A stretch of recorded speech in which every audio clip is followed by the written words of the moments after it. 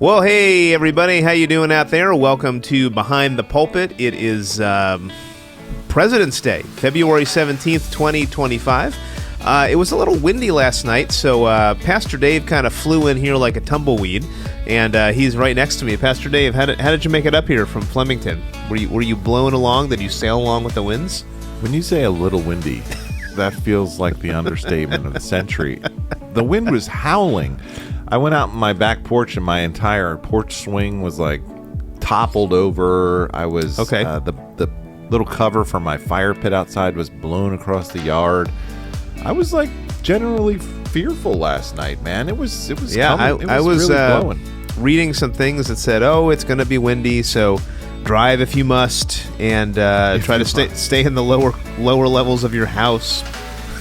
Whoa! Thought maybe we should sleep downstairs for the night, but we made it, and we're here, and it's going to be windy until 6 p.m. Yeah. On and off. But Last night it was... My house was... I could hear creaking. It was that bad. I was blowing around the highway this morning on my way in. I had to definitely keep two hands on the wheel.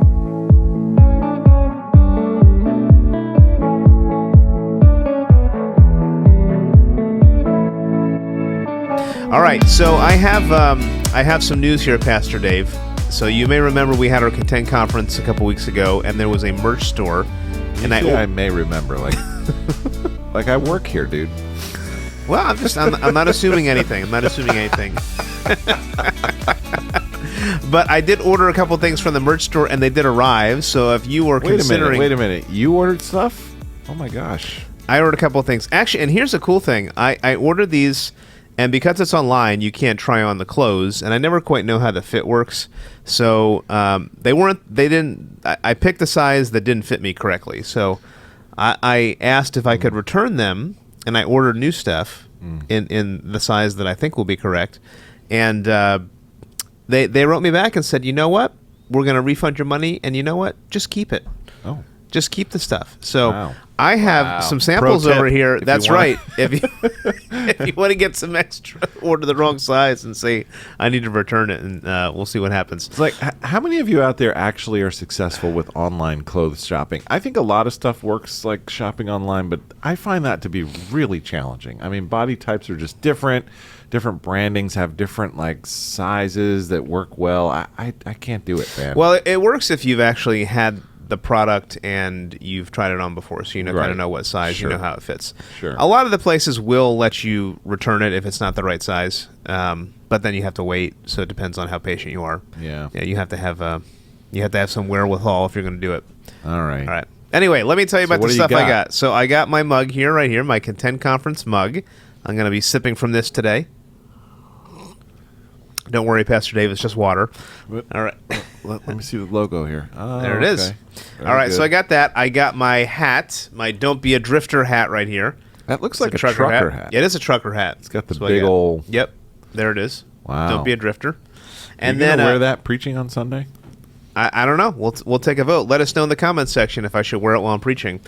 And then these are the shirts. Ball caps are like professional attire now. The President of the United States wears a ball cap all the time. It's true. A lot of preachers do as well, sometimes in the background. So here's my one shirt, Contend logo right here.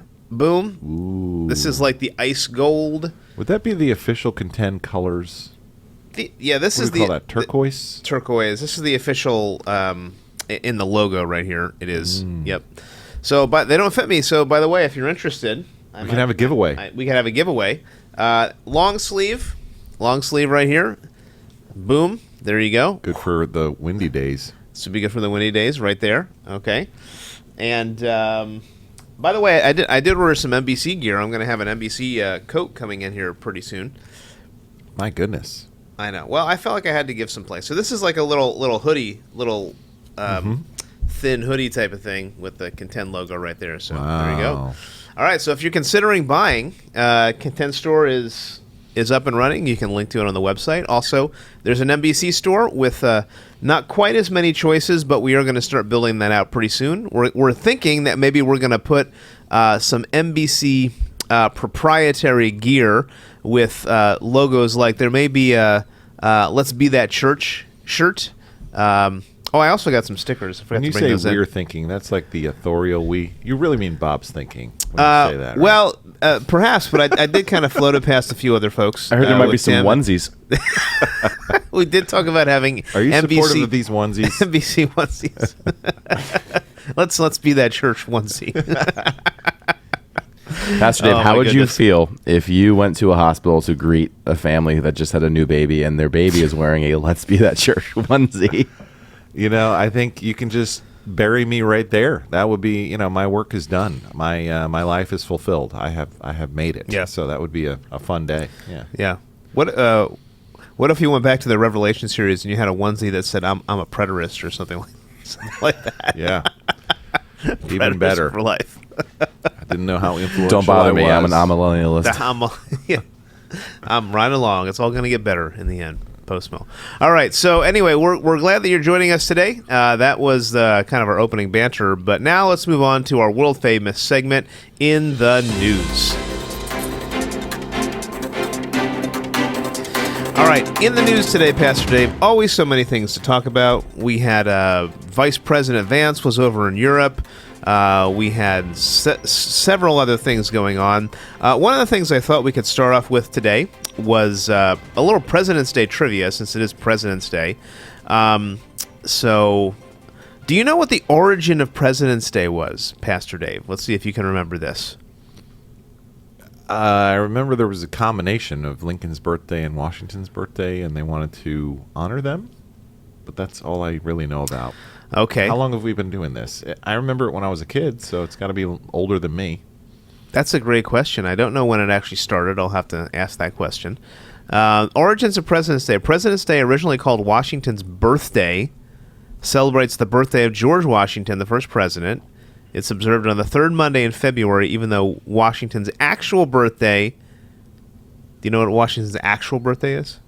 Mm-mm. February 22nd. Okay. So his actual birthday is Close. is Saturday, if you want to wish old George a happy birthday. It's a day for all presidents.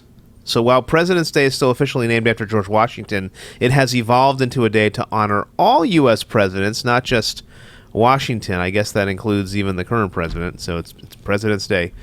This includes recognizing other influential figures like Abraham Lincoln, Thomas Jefferson, and FDR. Abraham Lincoln's birthday, do you know when his birthday is? So Washington's the 22nd. When's Lincoln's birthday? I'll guess the 18th. You would be incorrect. Am I Guess again. close? 17th? 16th? You're getting warmer. 15th. Warmer. Can't be 14th. It wouldn't be Valentine's Day. Getting warmer, though. 13th.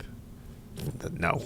12th? February 12th is Abraham Lincoln's actual First try. birthday.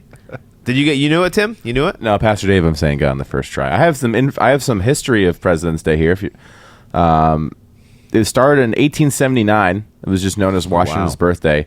In 1885, it was extended to all federal employees. 1968, Congress passed the Uniform Monday Holiday Act, which moved it to Monday. I didn't know this. There was a congressional decision to move a lot of these federal holidays to Mondays, I guess, to give people long weekends. So I guess President's Day, as we truly know it, originated in 1968. I'm seeing here 1971. 1968. Goodness gracious, Tim. Look at you. That's Google. Can't take the credit. Oh, well, you take the credit for having looked it up. Schools usually recognize this as a holiday. Some businesses, but we don't recognize it. All federal things, so banks and post office and all them, they're closed today. Yeah. All right. What about you? See any news stories that caught your eye, Pastor Dave? I wanted this to week? talk about the All-Star game. So if you guys were All right. basketball people, this was the NBA All-Star weekend. And I wonder, what did you think? Because usually, I mean, when I was growing up, it was always sort of the East versus West model. And they totally changed everything up this year. So rather than the normal one-game All-Star Sunday night extravaganza, it was these round-robin tournament things with Charles Barkley had a team, and Kenny the Jet Smith had a team, and then Shaq had a team, and then there was this team of like rising stars with just rookies and standout G League people, and it was the OGs that actually won the tournament last night. Steph Curry Hit a few threes in a row, including a three from behind the half-court line, which is pretty significant. I mean, he just like pulls up and shoots it like he's shooting a foul shot. I saw the headline. Unbelievable. So there's nobody That like is pretty him. crazy. He's totally changed Pretty the crazy. game with that. But good matches. But the old guys took it. Wow. Yeah. All right. Do you remember we were at that pastor's training and we had the coach of the Bucks there, Adrian at the something. at the I'm center. forgetting his name. Anyway, he was talking about Lillard and how he coached Lillard. So there was this interesting moment where Lillard was having a 3-point contest with a fan who was terrible. Wow. And the fan actually won. And he won $100,000 because he beat Lillard, which was an interesting thing. So, interesting weekend. I did see one guy do a slam dunk over a car. I think that was Saturday. So he like jumped over the car. This was the dunking contest? Yeah, and that was a first. I'd never seen anybody do that. Right over the roof of the car, not just the hood of the car. So, dude had some hops. And All-Star Weekend in the books. What'd you think of it? Do you like the change? You want to go back to East versus West? What's your opinion? Tim was too busy watching hockey, though. I'm still getting over that USA-Canada game. What in the world? Tim sends me this boxing match. I'm like, when are they going to start playing hockey? What happened there, Tim? So what happened is, for those of you who don't know, there's something called, so the NHL normally has a similar all-star thing. They have 4 teams, but this year they did what's called the Four Nations Face-Off. So teams from USA, Finland, and Canada are all playing each other in a tournament. USA has already advanced and will play in the finals on Thursday against either Finland, Sweden, or Canada. But Canada and the United States are in hockey, are one of the biggest rivalries in all of sports. And it has been brewing over to the point that as soon as the puck dropped, they broke into, like, hockey is very notorious for its fights and that they kind of just let the players go when that happens. But they broke into 3 consecutive fights in the first 9 minutes of the game. No. 9 seconds. Sorry, first 9 seconds of the game. So the puck dropped, and Matthew Tkachuk got into a fist fight with, I forget the guy in Canada. Then his brother Brady got into one, and then JT Miller of the Rangers got into one a couple seconds later. That was insane. And it was in a packed in red Bell Center in Montreal, Canada, and the place was just losing its mind. So it was if you crazy. get in a fight and you get put in the penalty box, 5 minutes for fighting. how long? Oh, 5 minutes. 5 minutes. That's it. Okay. Yep. So there's not that big of a consequence Yeah. if you drop your Now, gloves. what's interesting is this tournament is actually, so normal international play is controlled by something called the IIHF, the International something of Hockey Federation. If you're not allowed to fight in those games, those games you get ejected. This is run by the NHL, so they run by the NHL rules, which means you get a 5-minute penalty for fighting. Gotcha. So Gotcha. 15 total minutes in the first 9 seconds of the game. It was something. And then USA ended up winning 3-1. It was a big moment. So Wow. is Thursday going to be the last thing? They're done? Yep, they'll play in Boston. They play today, or this maybe tomorrow at the time you're hearing this, against Sweden. Canada plays Finland. Okay. And then whoever accumulates the most points, whatever 2 teams get to play each other in Boston on Thursday night. So this is a very long break from the normal season. Yeah, the NHL has a pretty long All-Star break usually. Gotcha. Very good. Thank you, Tim. You got All it. right. Well, that sounds like an eventful sports weekend. It was. Yeah. Indeed. Very cool. All right. So, should we move on to the book war? Okay. Yes. All right. So Where are we? We were tied Speaking of competitions. 7-7. This seems like the perfect number right here. Should we even move beyond? Do we just end? 7-7? Do we sign the peace treaty now? It's the perfect. It's completion. We've completed the book war.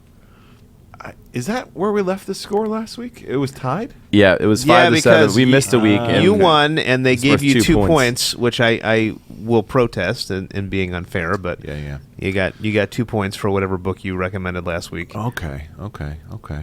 So what do you All got?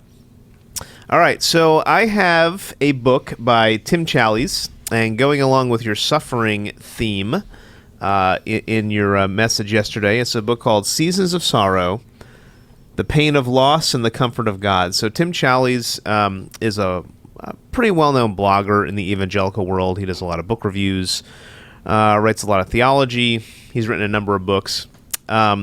This book is a chronicle of him losing his son. So his son went to college and kind of mysteriously collapsed and passed away. and it was very shocking. I think he was about 20 years old. I'm not quite sure if they ever figured out what the actual cause of it was, but this is a book that chronicles basically the year after his son passing away and how he processes that grief. So it's obviously a pretty heavy book, but he's pretty raw, and he goes through and just kind of does a really wonderful job of being honest and opening up with how his feelings were going and how he looked to God in the midst of that loss and that season of sorrow. So, recommended, Seasons of Sorrow, Tim Challies. There you go. I love me some Tim Challies. It's my entry for this week. Very good.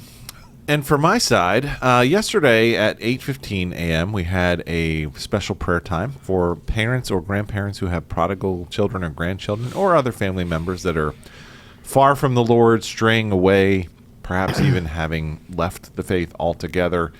And we dedicated some time to do some spiritual work. And one of the books I recommended as we were sort of gathering ourselves for prayer is this devotional by Stuart Scott.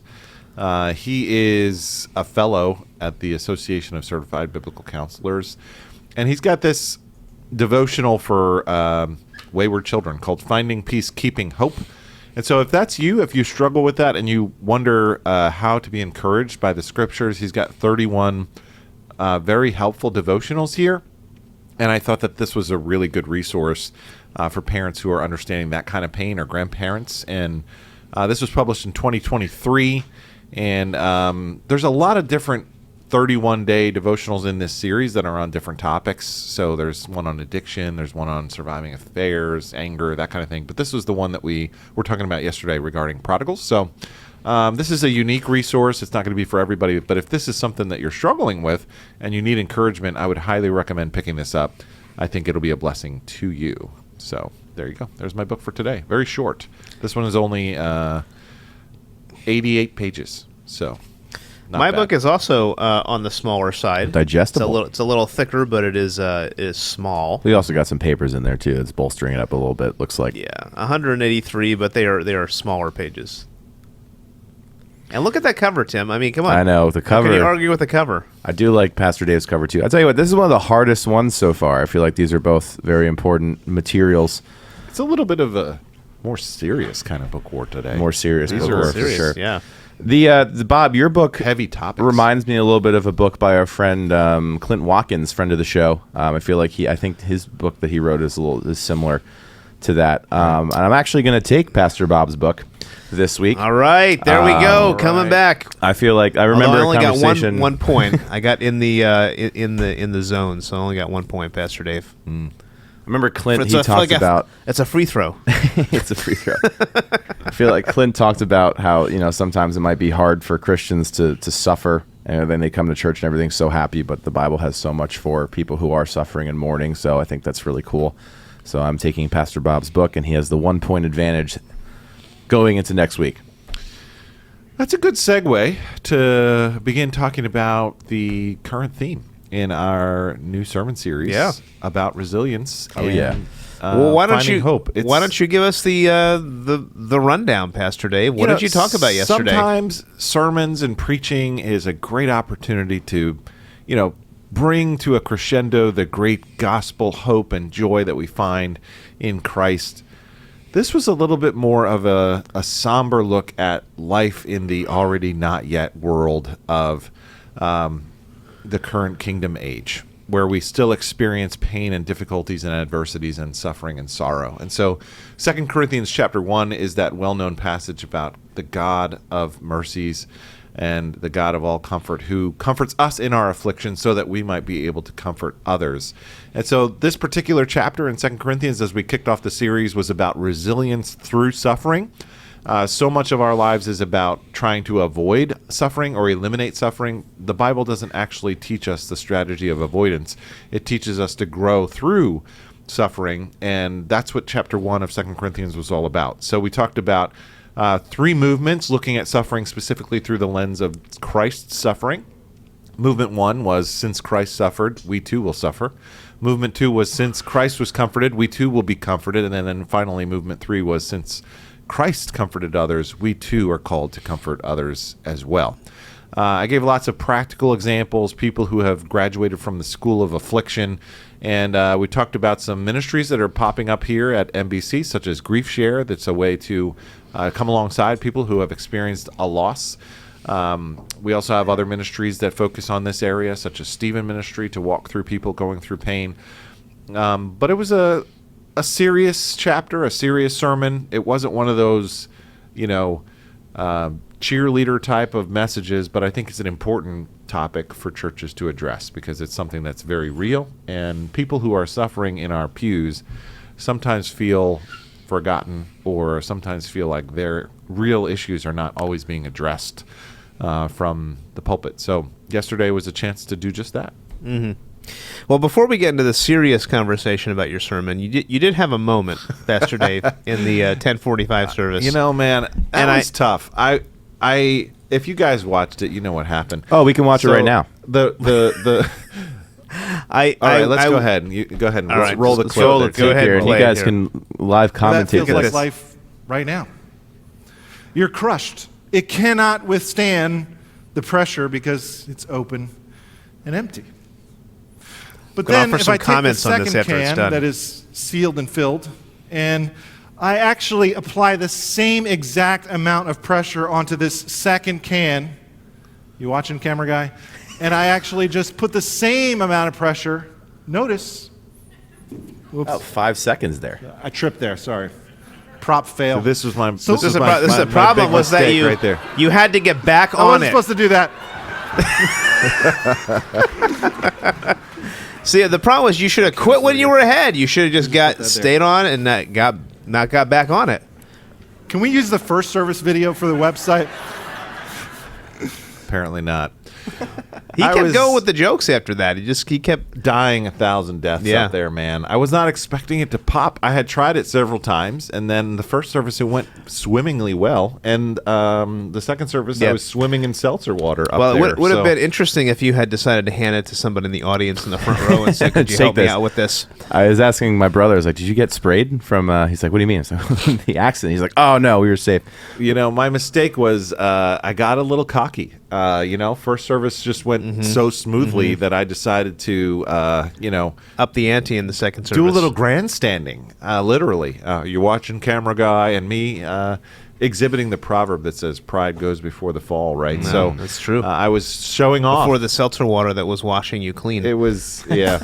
It's a good thing it was just seltzer. That way the carpet can not be stained. Well, or for anything. the record, I will say when we did the run through and you were describing what you were going to do here, I did ask the question, "Are you sure that's going to work?" Yeah. And you were very confident that it was gonna come out okay. And Yeah. well, here we go.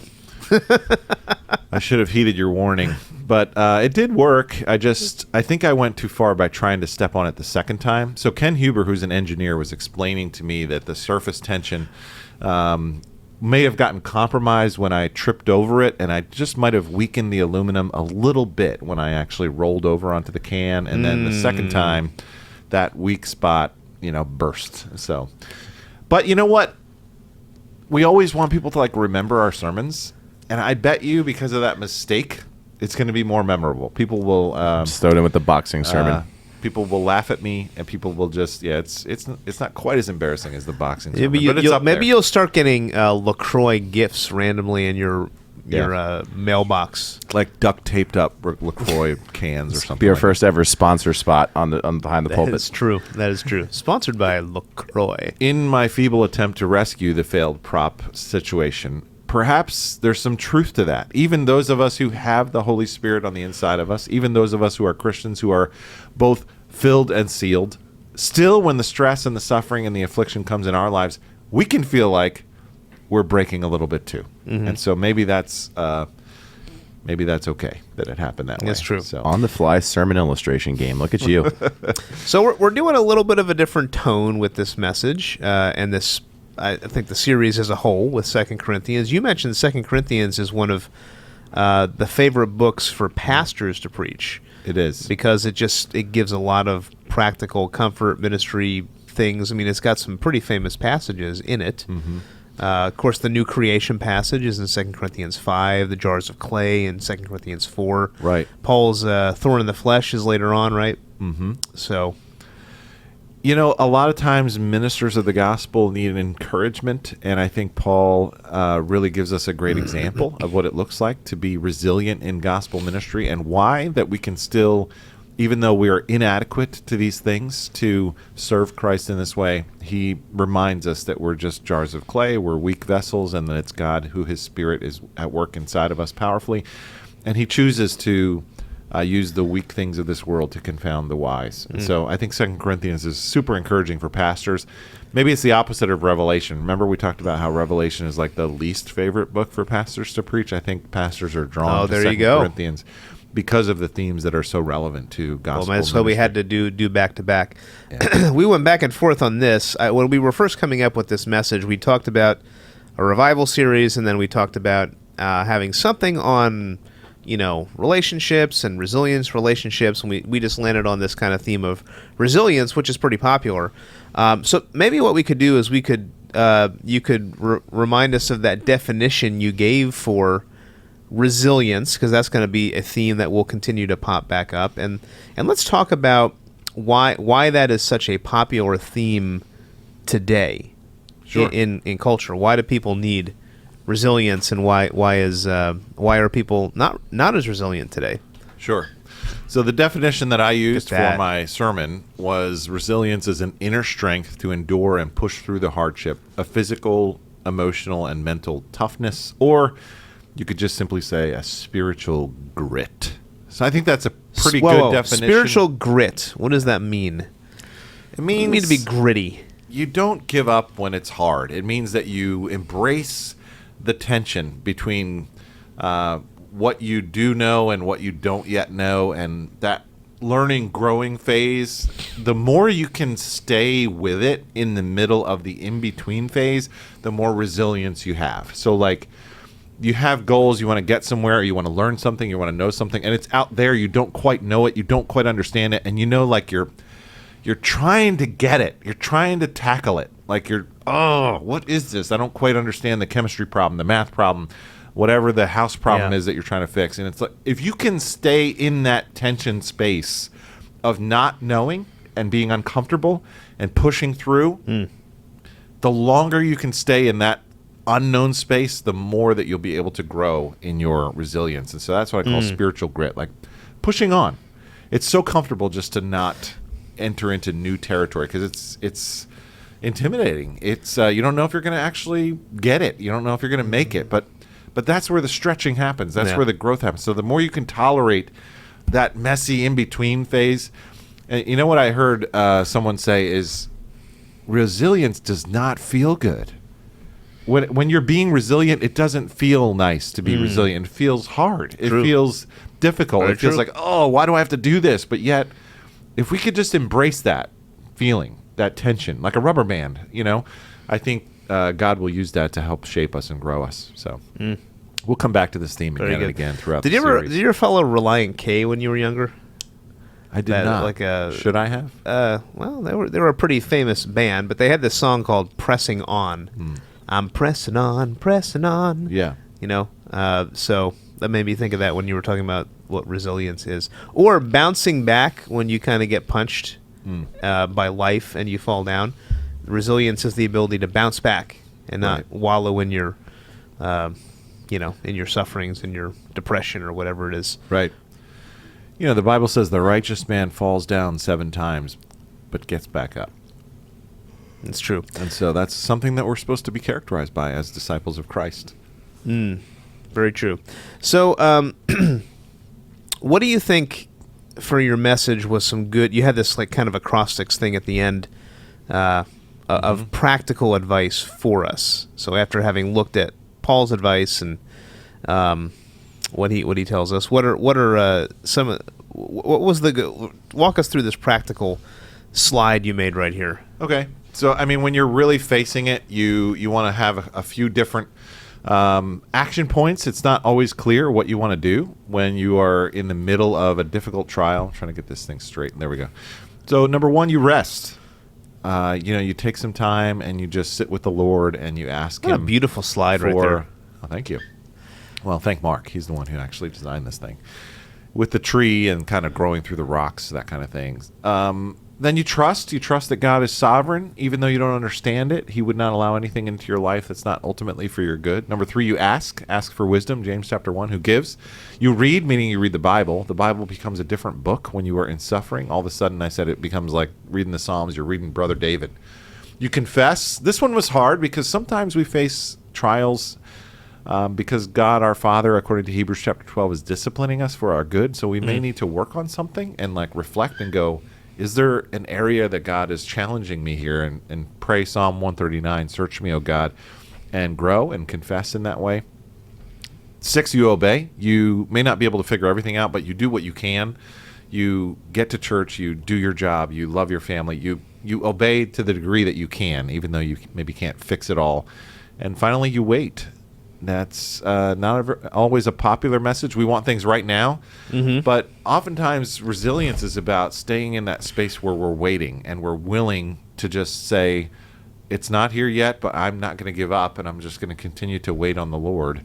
And there's a promise in the Psalms that says, I will see the goodness of the Lord in the land of the living. So you hold on to that promise while you're waiting in the middle of the trial. So those are some practical. What do you think is the most challenging one on that list? Is there one that's harder than the others?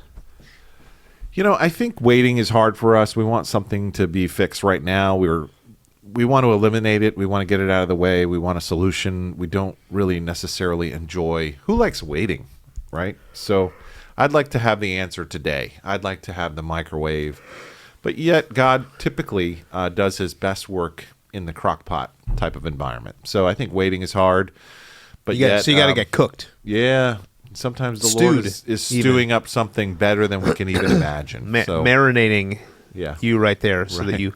Actually, that goes on with our passage next week, talking about us becoming the aroma of Christ. He's going to marinate us in the crock pot so that we smell like him. I think I see a prop coming on here. I'm not going to be... Do we have a plugged-in crock pot on the stage next week? Maybe. We'll see what we can do.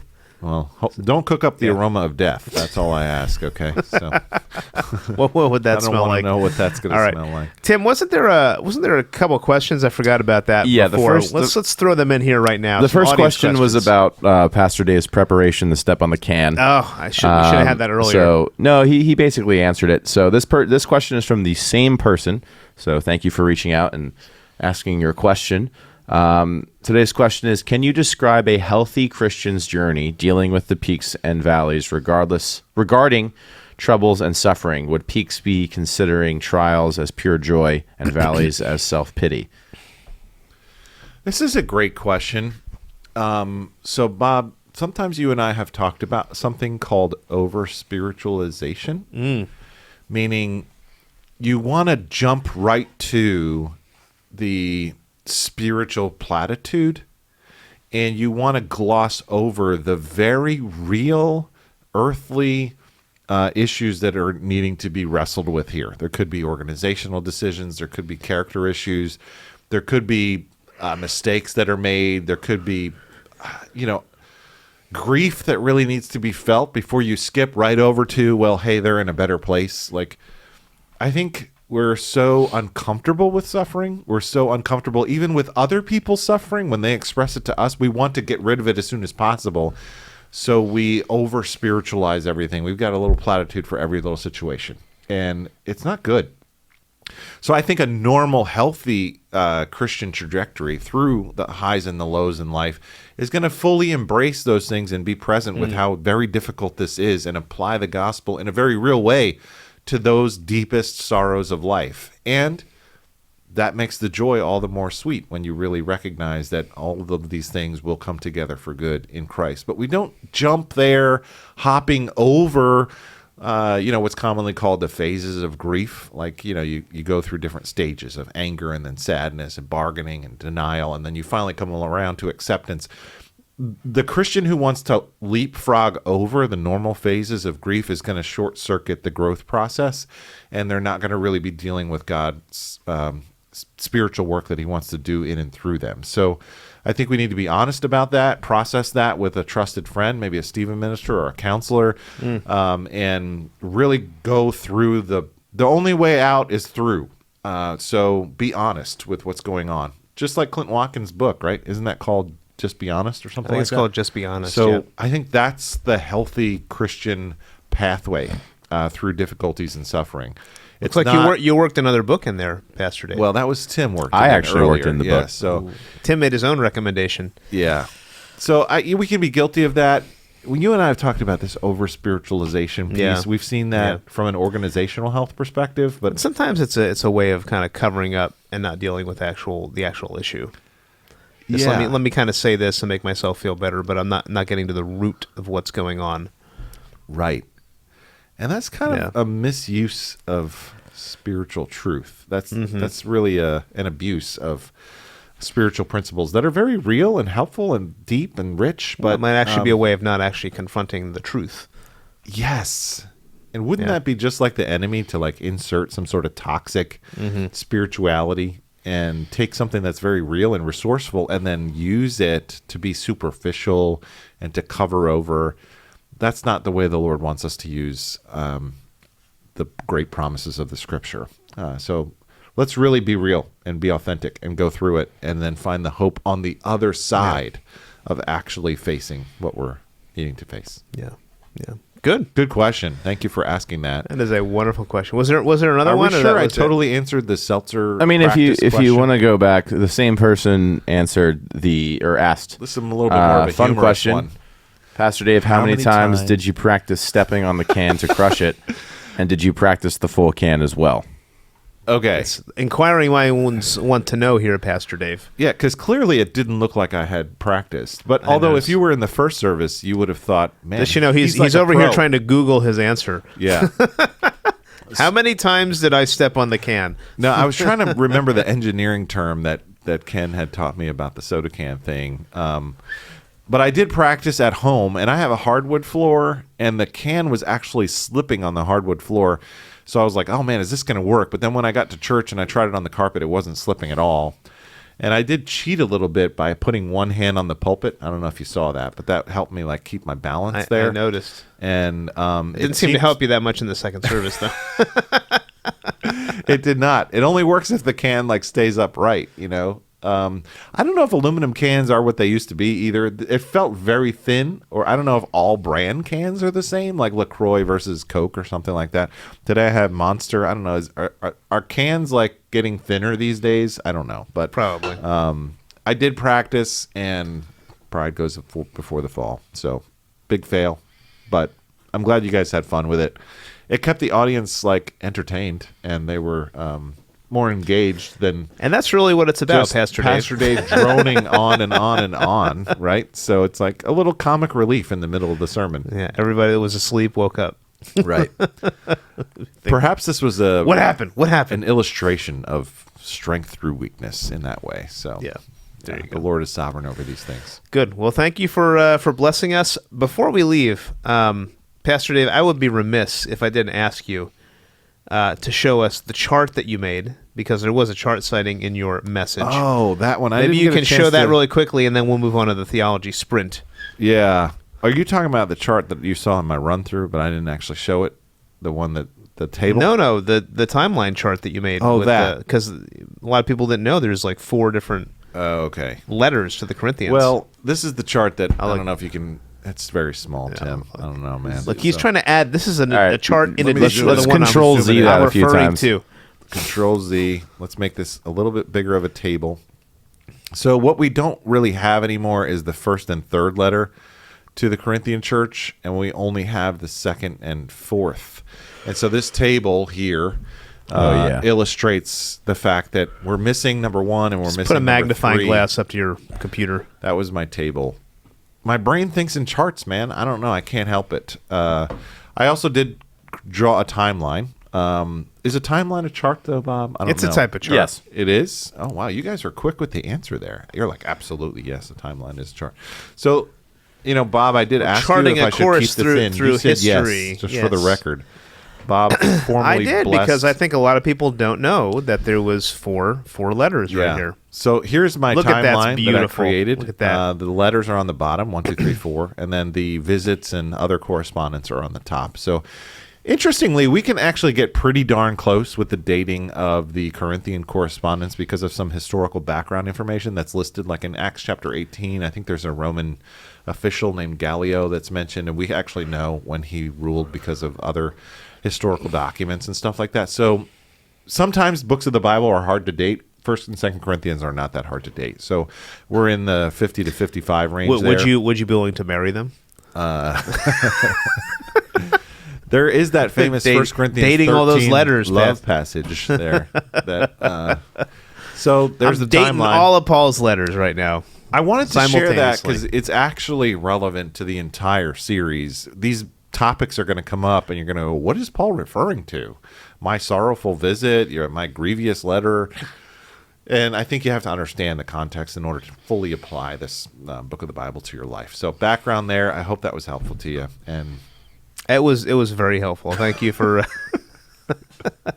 So the chart combined with the Seltzer explosion will be what we remember from your message yesterday. Yeah. and and comfort. Do we really have And the 2nd and microphone 4th going Corinthians, or are those 0.5 and 1.5 Corinthians? Most people think it's the 2nd and the 4th letter. So- 0.5 and 1.5. What do you mean by that? Well, I'm saying, I guess, so what we currently have is the 0.5 and 1.5 is kind of a joke, but so I guess we have 2nd and 4th Corinthians instead of, Right.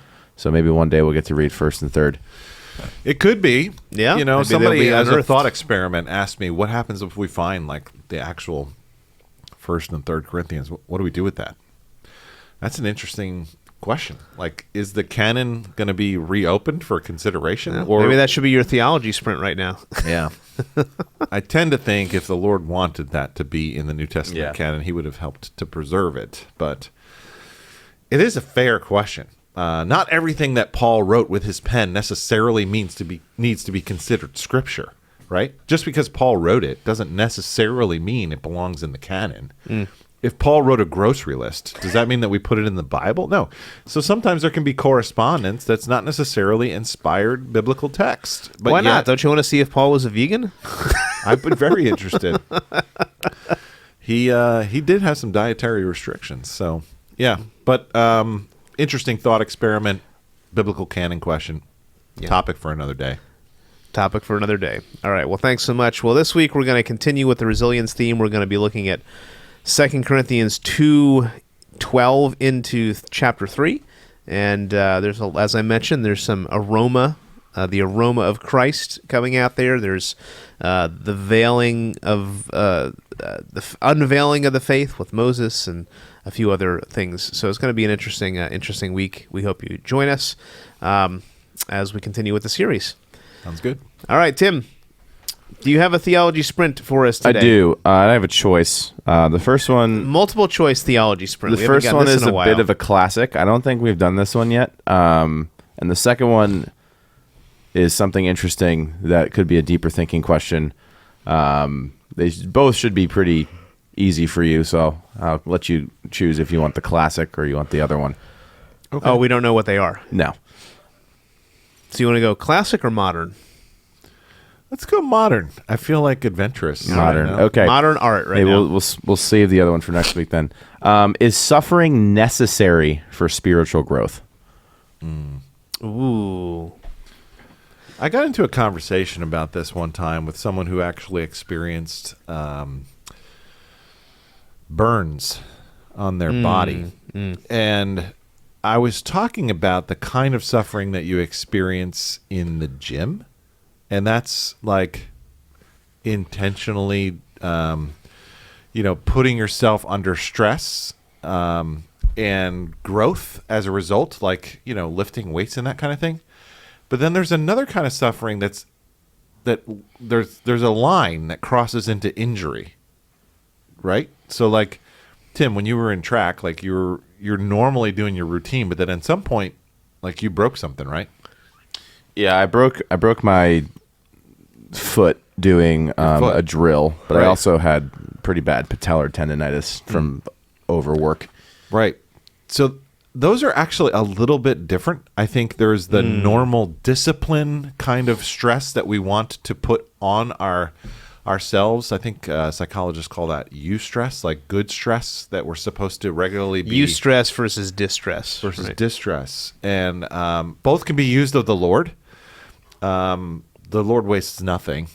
I do think eustress is a necessary component of spiritual growth. I don't know that we always have to face the distress and the injury to grow. I don't think that that's an essential component, but I do think it's oftentimes used by God to teach us different lessons. But Catherine of Aragon once famously said, "None get to God but through trouble."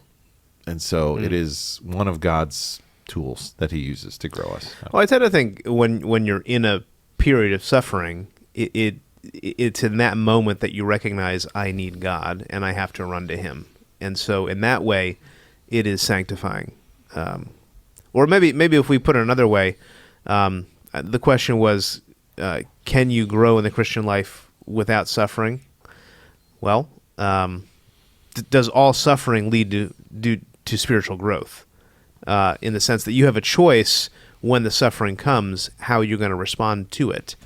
And I do think all suffering can produce a spiritual growth.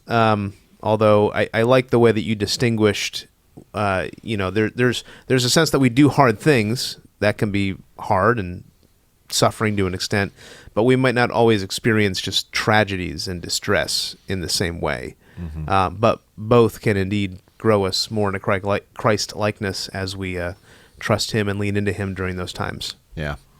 C.S. Lewis has a famous quote in his book, The Problem of Pain, where he says that God whispers to us in our pleasures, speaks to us in our consciences, but he shouts in our pain. It is his megaphone to rouse a deaf world. And so there is something about suffering that gets our attention that is useful in the Lord's hands.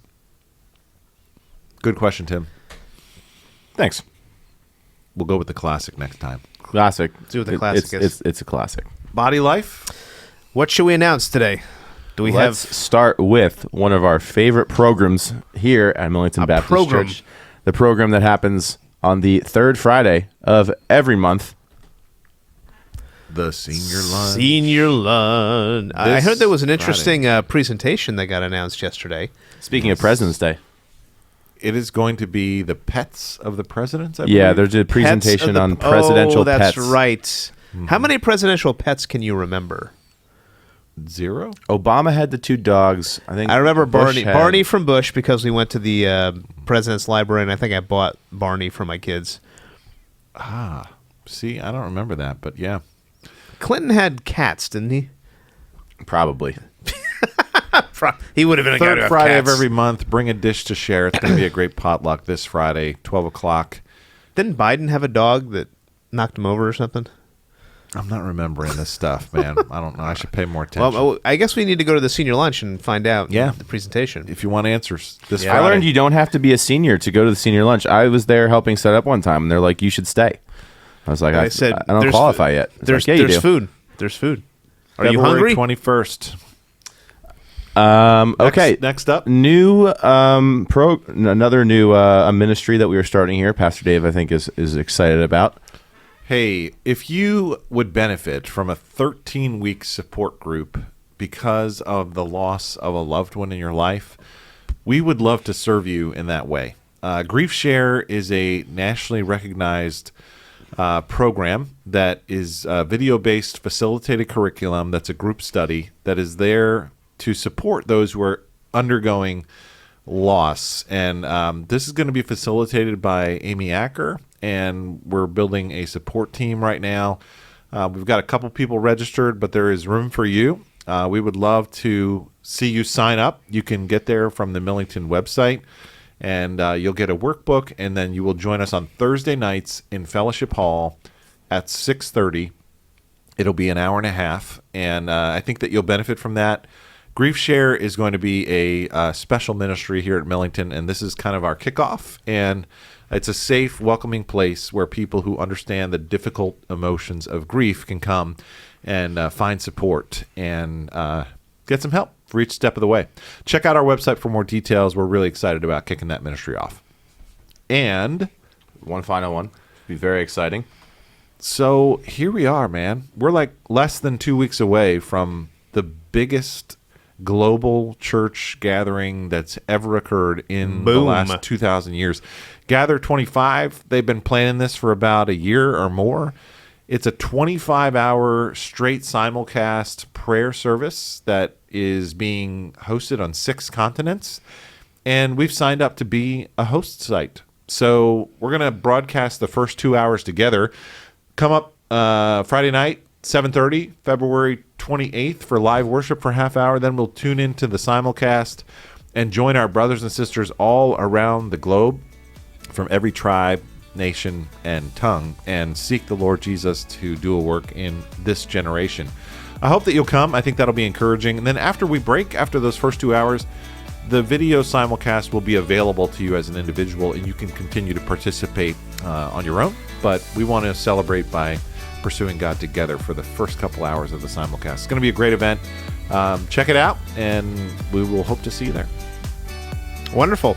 Well, thanks so much for being here with us today on Behind the Pulpit. It's always a rousing time, and we'll be back here next week, for some more discussion. Pastor Sounds Dave, good. always good to be with you. too. Hopefully the wind doesn't blow you away too soon. It's rocking the willing. windswept look today, Pastor Dave. I think I'll stay inside. All right, we'll see you soon.